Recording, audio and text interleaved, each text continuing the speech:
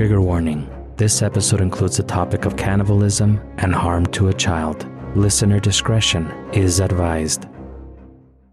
James Jameson of Jameson whiskey fame recently went viral when a story from 1890 surfaced that he paid 6 handkerchiefs to watch a girl be eaten by cannibals. But is there any truth to this? Today, we'll go over the affidavit provided to the newspapers and see how it compares with Jameson's own journal entry of this gruesome incident. Next, on Technically a Conversation.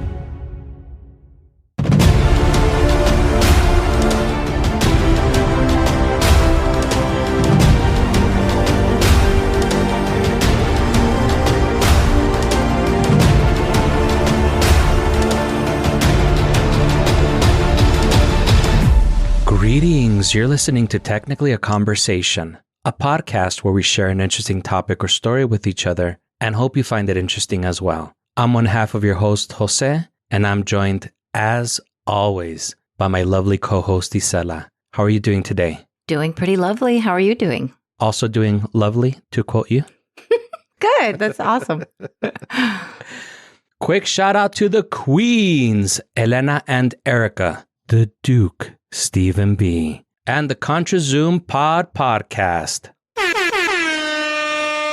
Thank you for sharing our posts on your social media. Thank you guys so much. It always helps. And don't think that we forgot about our contest. All that stuff is in our show notes. That's right. With all that business out of the way, ready to get started? We're diving on in, sir. Great. Let's get started. So, Isela, have you ever drank alcohol before? Like alcohol, yes. Not like rubbing alcohol or anything like that. Damn, that was going to be my next question. Gross.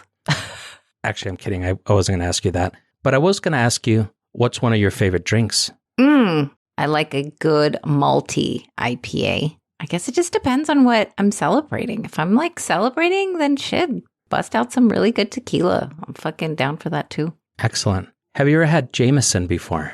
Yes, I have. While drinking Jameson, did you ever pair it with any foods? Maybe with a particular type of meat? Maybe even some human flesh? Oh my God. How do you like your human flesh prepared while drinking Jameson, Isela? Oh my gosh. What the hell is this story about?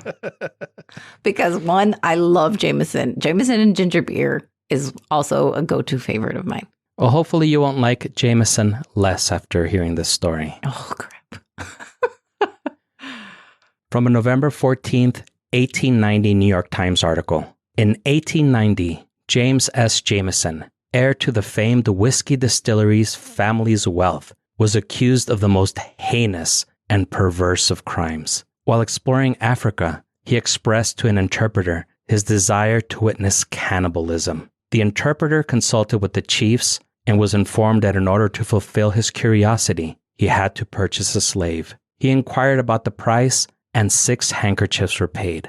A man returned a few minutes later with a 10-year-old girl. The girl was taken to the native's hut. Jameson and his group, along with the interpreters, followed. The girl was presented to the natives as, quote, a present from the white man who desired to see her eaten. The girl was tied to a tree, stabbed twice in the belly, and fell dead. The natives then proceeded to cut pieces from her body and eat her. Jameson all the while made sketches of the horrible scene, which he later painted with watercolors. Is there any truth to this account? Is this a made-up story? Surely such a display of depravity can't be true. Let's hope not. Let's explore this a little further and find out. Spoiler alert, everything that I've shared with you and our super friends thus far really occurred.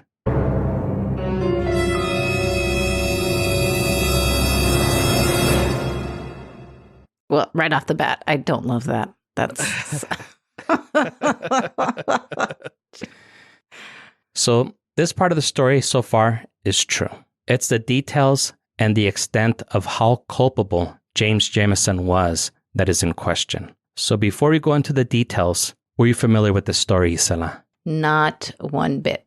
What do you think so far? How romantic is this story on the Tansler-Isela romance scale?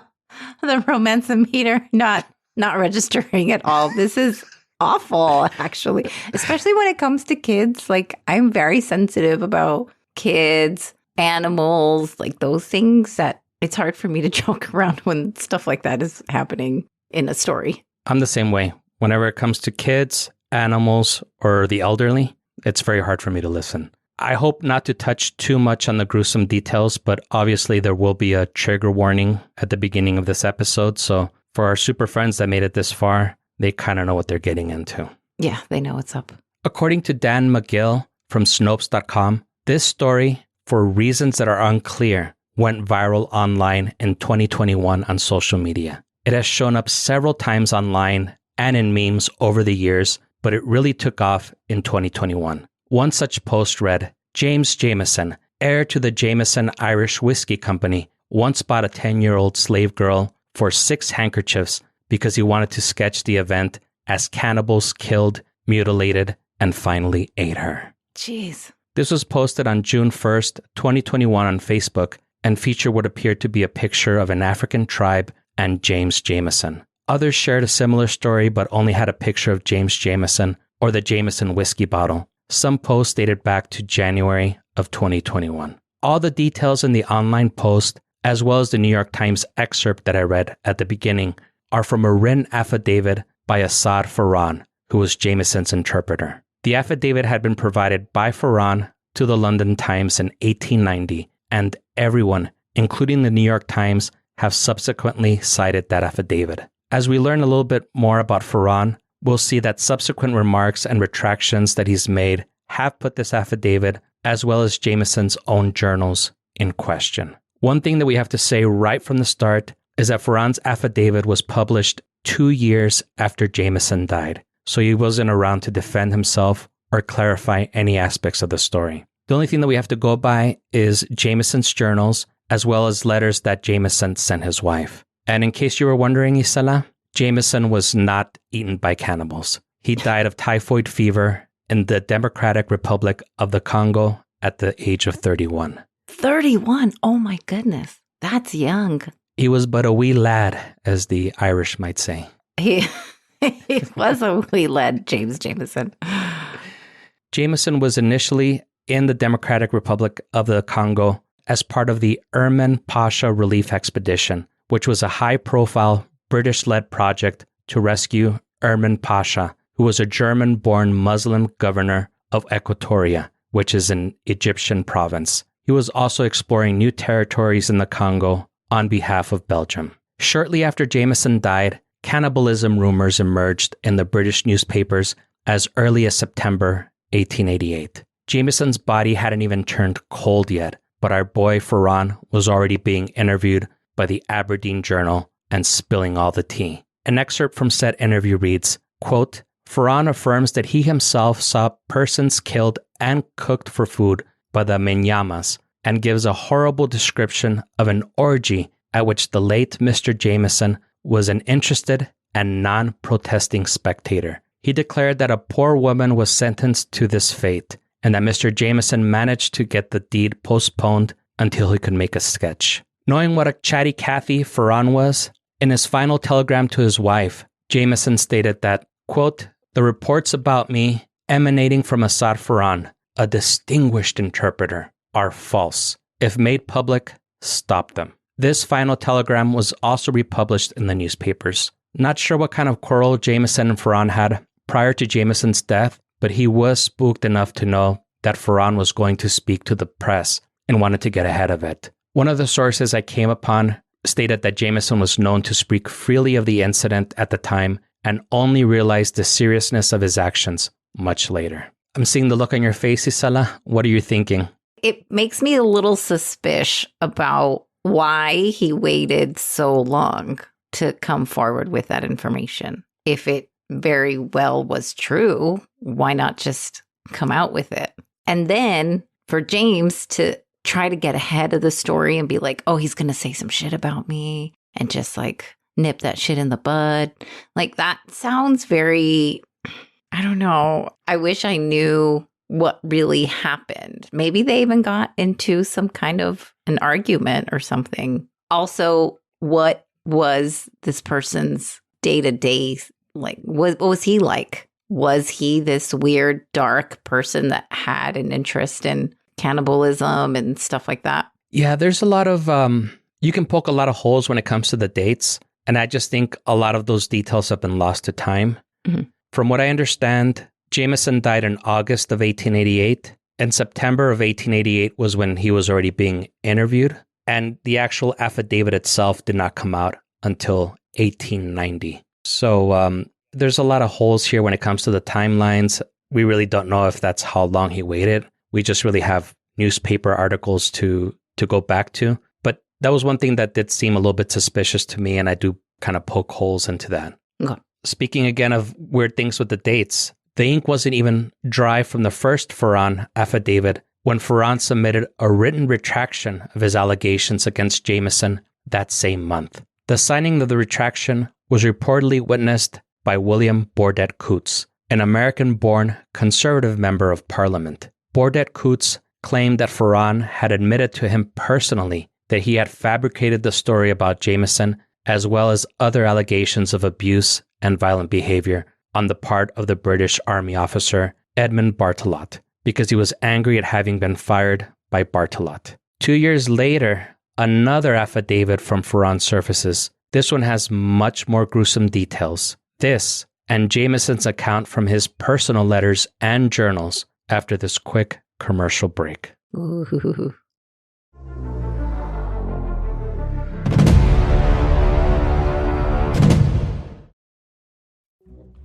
Hi, this is Dakota, host of ContraZoom Pod, where we go back and forth about film. I am obsessed with movies. I could talk about them all day, and if you're like me, then you'll love my podcast. Every week we take a new topic, whether it's ranking a director's filmography, covering major film festivals, or getting way into Oscar season. While every week is different, we do have some recurring topics, like our Make-Remake series looking at an original film and its remake, or our very popular A History Of program, taking an in-depth look looking at some of the biggest companies involved in film, including Criterion, A24, and Neon. It isn't all super serious topics, though, as we always need to play catch-up with all the hottest Marvel Cinematic Universe news and general pop culture goings-on. There's something for every kind of movie lover, whether you want reviews, interviews, or in-depth conversations. ContraZoom Pod is found on all podcatcher apps, and visit ContraZoomPod.com for even more information.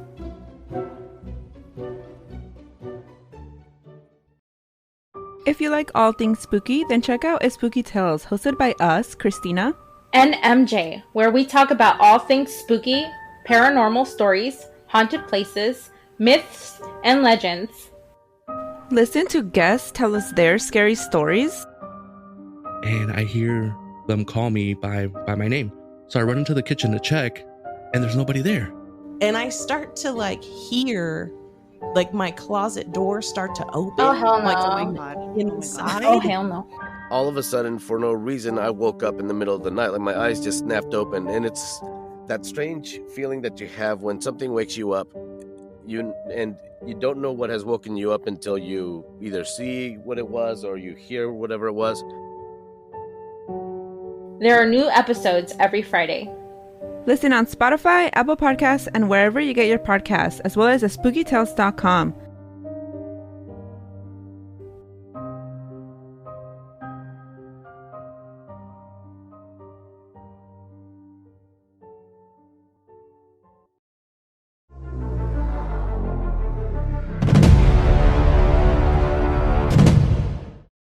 Welcome back. Did you eat any little girls during our break, Isela? Oh, let's do that one again.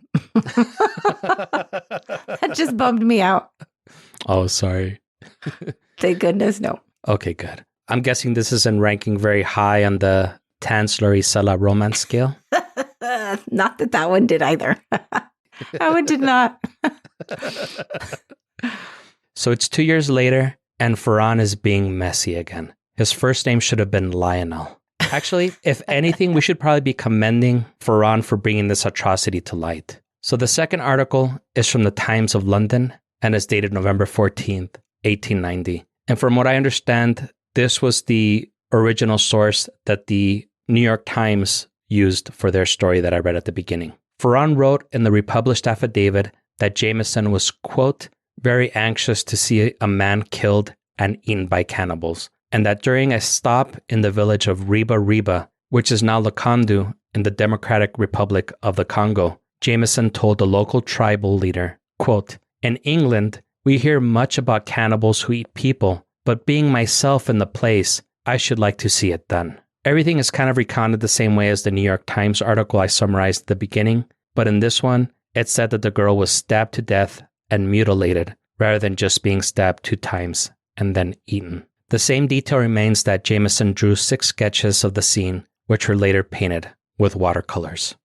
For some reason, the watercolors make it seem like it was not a big deal, right? Right. I think if you describe it with like being painted with watercolors, they're almost trying to put a lens of something pretty through it. I guess when I think of watercolors, I think of all these beautiful paintings, and this is clearly not what that is at all. Yeah, and they weren't very pretty. I will have actually a link to an article that has those, that has reproductions of those paintings that he made. I mean, they weren't bad, but you hear so much about him painting this and making these sketches, you would imagine him to be like a prolific artist, and he wasn't. Oh, okay. He's like the other hand, whatever his non-dominant hand is or something. No, it wasn't quite stick figures. Like, it would probably be better than the average person. Okay. But by mentioning the sketches, they're either trying to bring levity to it or just speak of how atrocious it was that he took the time to sketch this. So the following day, the Times of London published a letter from Jameson himself, written on August 3rd, 1888, 2 weeks before his death. This letter was provided to the Times by Jameson's wife, Ethel. In the letter, Jameson claimed to have been horrified by the murder and mutilation of the girl, and said the whole ordeal had come about because he had been dismissing the accuracy of various stories about cannibalism. He told a, quote, Arab man present that he did not believe this could happen in any country in the world. Such was his revulsion and disbelief. Jameson's letter stated he was told, quote, "Give me a bit of cloth and see." Jameson thought this was another ruse to get something out of him, but being that the man had been so kind to him, and he had extra cloth, he sent a boy for a small piece of 6 handkerchiefs, which he gave to him. Quote, "Then followed the most horrible scene I ever witnessed in my life. The whole thing happened so quickly, had I wished, I could not have sketched it, and I had nothing with me to sketch, with they all being in my house. The small sketches I made were done in the evening afterwards in my own house. How the girl was obtained, I do not know." Along with Jameson's letter, his wife, Ethel, also enclosed an affidavit signed by Ferran on September 25th, 1888, in which he issued a retraction. The retraction stated, quote, "I, Assad Ferran, lately interpreter with the relief expedition, declare most solemnly that the story of Mr. Jameson buying the girl has been altogether misunderstood. The story is entirely untrue, and such a charge against Mr. Jameson I declare to be unfounded. The 6 handkerchiefs given by Mr. Jameson were a present and had no reference whatsoever to the occurrence of which, through the above misunderstanding, they have been erroneously connected." Now, the problem with this retraction, however, is that it also contradicts a few of the things that Jameson himself admitted to in his letters and journals. He admitted to giving 6 handkerchiefs in exchange for the girl being killed, mutilated, and eaten, although by his account, he didn't actually believe anyone would go through with this. Ferran claims that there was no correlation between the handkerchiefs and the cannibalism. The second problem is that Ferran's retraction was supposedly dated September 25th, 1888, which was 18 months before he signed the first affidavit that was published in the Times in November of 1890. So the timeline doesn't match up. He's retracting something before the original account was even written and published. Right. So grab a fresh diaper, Isala, because something smells like caquita. Yeah, caquitas is a nice way to put it.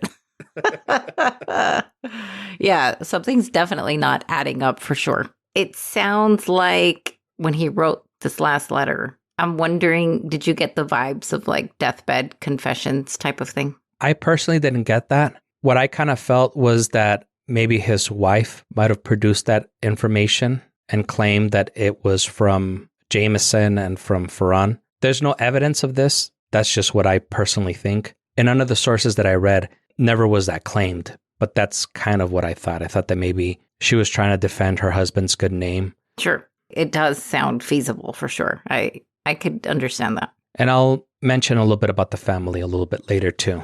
I just think that the excuse of, I only dared you to do it, I didn't think you were going to do it. That excuse or pretense that he's trying to use, it doesn't hold any water.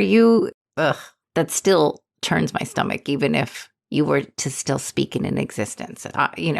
It's like when you say a joke that's half-hearted, well, there's still some truth in it. Oh, definitely. I think had he not been serious about it, he wouldn't have agreed to a price. Yeah. I mean, obviously he was okay with it because he sent somebody to go get the 6 handkerchiefs. And also, by the way, like, what type of handkerchiefs were these that they're worth the value of a life? I know. Were they made of gold? What the fuck? I try to put into the inflation calculator how much the handkerchiefs would be worth in today's money, but unfortunately, that's not a conversion rate that they have available. That's another thing that I just find hard to believe. You can't eat a handkerchief. You can't convert a handkerchief into money. I don't see how.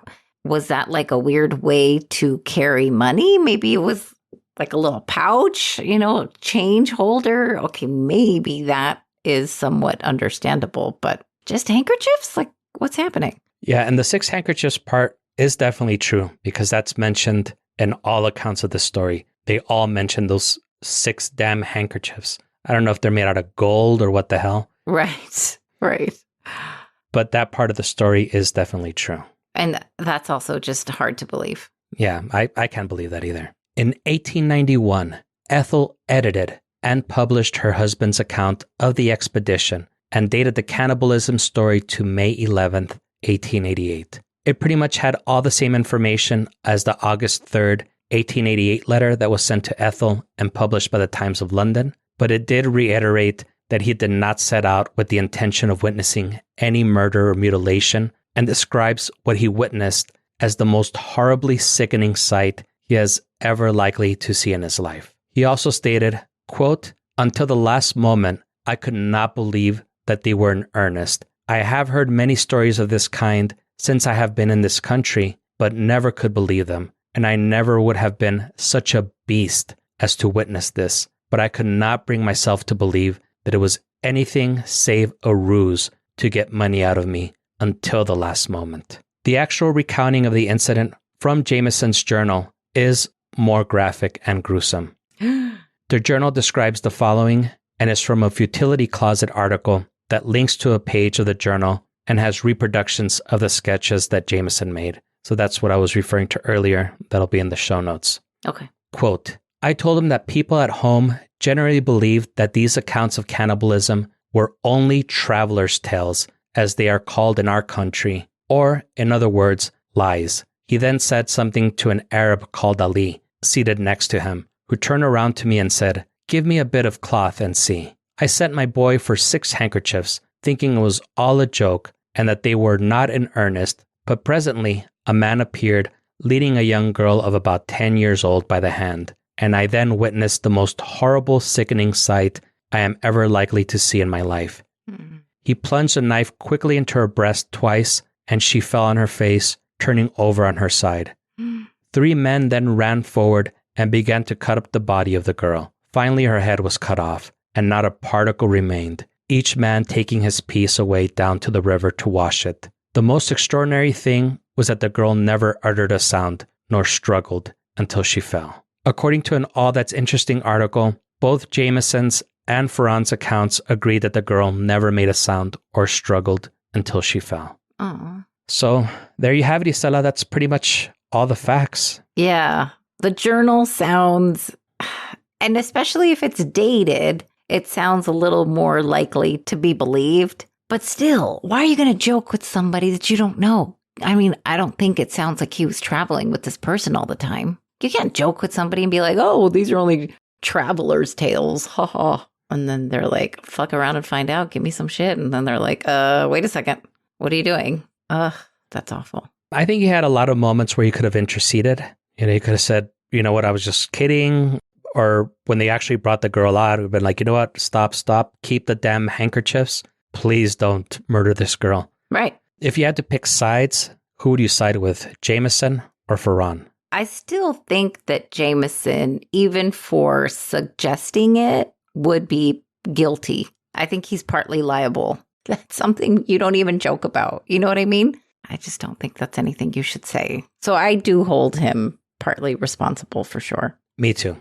I definitely think that he's responsible for what happened. As I mentioned earlier, I personally found a lot of holes in this story. I don't doubt the cannibalism part of the story or that Jameson was truly horrified after witnessing what happened, but just the timeline and dates of the correspondence don't line up. Like I mentioned before, Ferran's first affidavit was published in 1890, but Jameson had already sent his wife a telegram stating that reports from Ferran about him were false, and there was a signed affidavit from Ferran from 1888 retracting a story that he didn't tell until 1890. So that seems very fishy. The maths just don't add up here.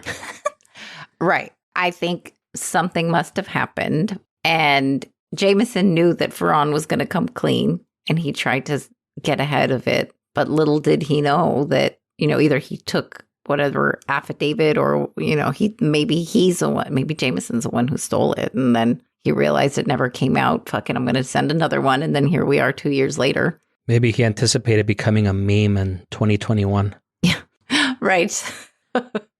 Now, in all fairness, with Jameson having died 2 years before the story came to light and no chance for Jameson to defend himself or clarify certain aspects of the story, it's unknown if we'll truly know just how guilty Jameson was or how much he actually played a part in all of this. Did he truly not think this was going to happen and was incredulous up until the last moment?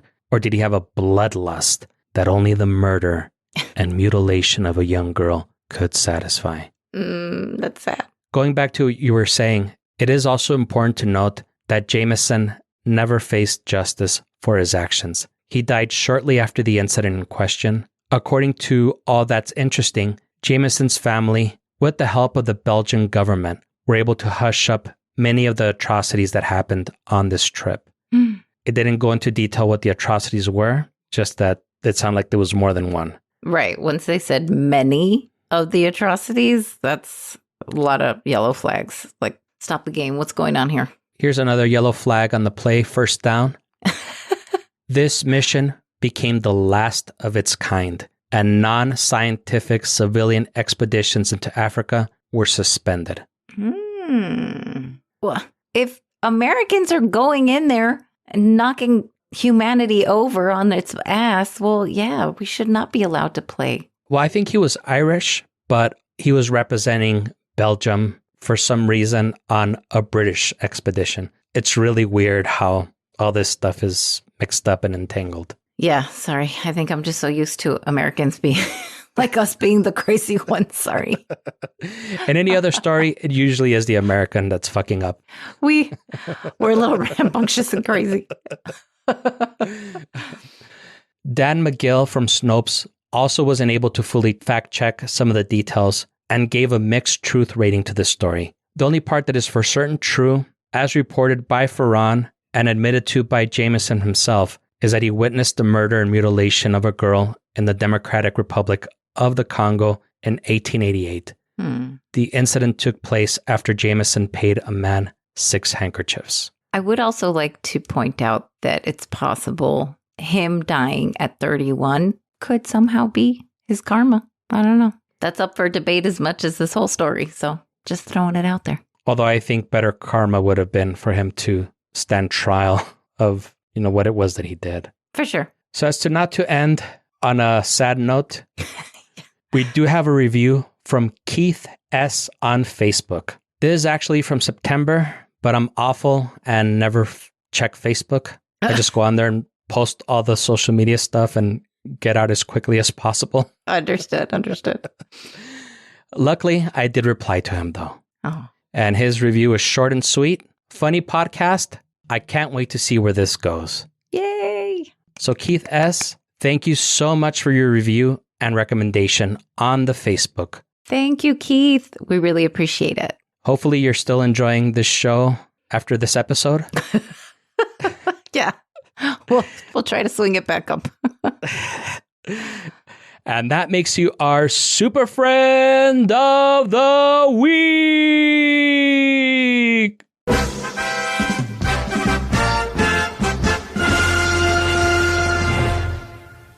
Very nice. Just in case you guys did not know, what I was doing was the Frank the Tank kind of motion, but to the to the little audio. I was going to say, I love how you pantomime all of the little music. Yeah, it's fun. Whether it's the orchestration of our theme song or you're playing air piano to some of the ads. Right. You got to do something. What else do we do? Oh, I already finished painting my nails. I'm just kidding. Apparently, this podcast is good background noise for when you're painting your nails. Yeah, it is. It's a glowing review from Isela. Thank you so much, Isela. Oh, man. Can we do a review for ourselves? We're going to start doing that.